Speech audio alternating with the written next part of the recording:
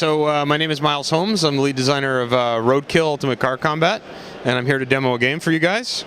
So first of all, we've got our deluxe Kickstarter premium set packaging, which is a reconverted surplus ammo container. We'll have a box set though too, which comes in regular box. This is a car combat game for fans of games like Dark Future and Car Wars. Also influenced a little bit by Warhammer 40K. So we've got lots of different factions of car warriors here that have different color schemes and different abilities. You have the ability in the first edition. This is a universal car combat system, so it doesn't need any kind of environment to play in. You can play it in the wastelands.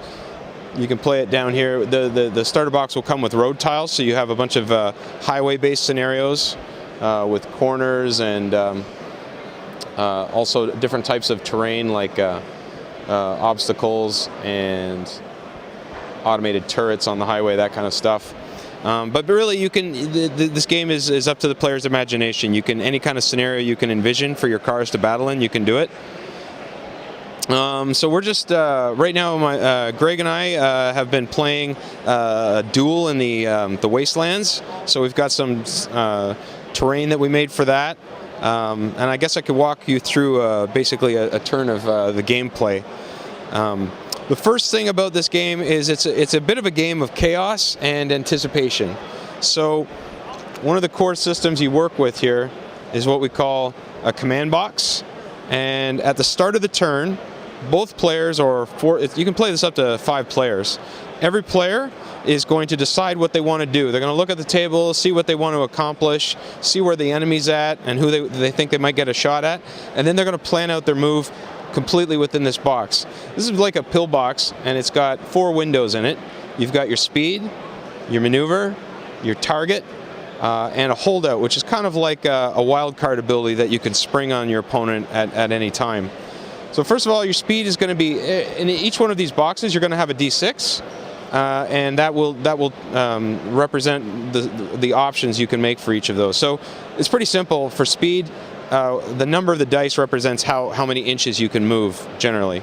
Your maneuver is representative on the maneuver table here. Each number shows a different type of maneuver you can make, and if you select a 6, there's a bunch of stunt maneuvers you can do, like power slides and J-turns and drifts, that kind of stuff. The third window is your target. Every player in the game is given a number. And by selecting that number, you're declaring that you're going to target that guy. And since you don't know where he's going to end up at the end of the turn after everybody's moved, there's a risk element to it. And if he's not lined up in your sights when everybody's moved, then you're going to have to go down to snap fire, which is a little harder to hit with.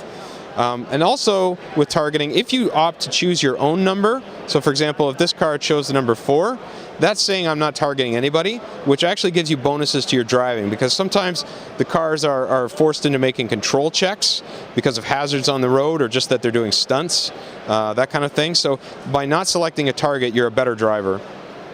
So finally, the holdout. Here on the car sheet, you'll notice there's up to 6 slots. These are the tricks that you can load up on in your vehicle with different equipment options. They'll give you different buffs or debuffs to your opponents.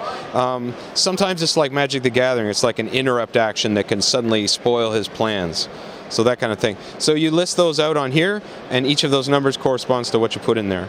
So you do all that at the beginning of the turn. You very quickly set your 4 dice, and then you click them closed, and you're ready to go.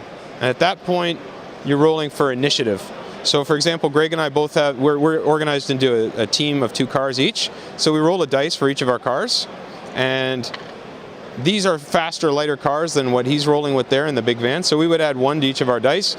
Greg would roll 2 dice. He'd add 1 to this one because it's fast, and the other one would just go straight. So you could roll. I haven't rolled very well. Well, look at that. I finally get 1 because I add 1 to the 3 and it's a 4. So if you have the initiative, you can choose to go first or last. And since some of these vehicles, it's very important to try to line up the shots.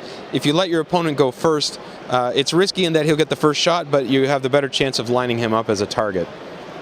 So basically, yeah, you have your the next phase we would do is we would open up our speed and maneuver. We would reveal what each car had set to do. We would maneuver them. We've got here the maneuver template. you want to try showing him how that car would move at that speed? So it's a speed 2, and it's a right veer. So with the maneuver template, it lets you play on any surface. You don't need a gridded surface. This is your grid. It goes with you wherever you want to play. So he's going to do a right veer. He just moves the car over the spot. There you go. You see he just slid it diagonally, and it shows him exactly how to line up to the 6-inch grid. So that would be a maneuver. Everybody would do their maneuvers in initiative order. Then we would reveal our targets. That's vehicle number 3, so this vehicle is actually lined up to take a shot with vehicle number 3. Some weapons, you actually need to have a straight line to the target because it's a fixed gun. Other guns have an arc of fire. So I would roll to hit with my rocket launcher in this case. When you make a damage roll, that's when you refer to this sheet.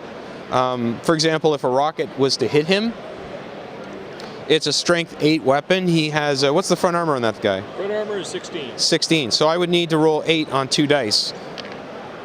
So that would not penetrate, wouldn't go in. But if it had been a penetrating roll, then we would have rolled again on the damage table. Let's see what that gives me. 2 on the damage table over here. A 2 on the damage table for a Spartan type car, which that is only a stun. So we would put a little marker next to him to indicate he's stunned. And that would carry negative effects into the next turn, things like control checks and lack of initiative, that kind of thing. But if you do start to actually penetrate, you start taking damage to the facing that gets hit, and then you start applying damage into your core systems. So the driver, the engine, the fuel rods, the onboard computer, stuff like that. The cool thing about this game is it gets deadly fast. Once hits start going in, you mark breaches, and for every breach there is, you add +1 to the damage roll. So once cars start taking damage, it can add up fast, and you can get some pretty spectacular results on the damage table. And basically, yeah, the game plays out in this fashion. The first set will have 7 scenarios. 6 of them will play out on the highway. So it's very linear missions where you're adding a tile of highway to the next and to the next. But as I say, it's a game system that you can play anywhere. So we'll also offer this deathmatch arena kind of scenario to play on. Future editions of the game will add new vehicle types. Things like bike gangs, helicopters. There's going to be a truck expansion, so you can build your own trucks, things like that. And we'll also be adding new tiles, new ways to play the game. So we start with the highway. We'll eventually add things like wasteland tiles, urban tiles, more terrain options, things like that. So the game will gradually ramp up as you go.